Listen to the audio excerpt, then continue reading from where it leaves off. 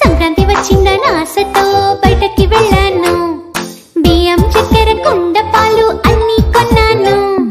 అమ్మ వచ్చి ముద్దు పెడితే నవ్వుతున్నాను.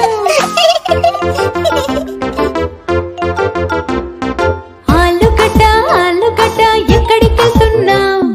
సంక్రాంతి కోసం స్నేహితులను పిలవడానికి వెళ్ళాను. సంక్రాంతి వచ్చే అని పాడుకున్నాం. పాలు అన్ని కుండ నుంచి పొంగుతున్నాయి. సంక్రాంతి వచ్చే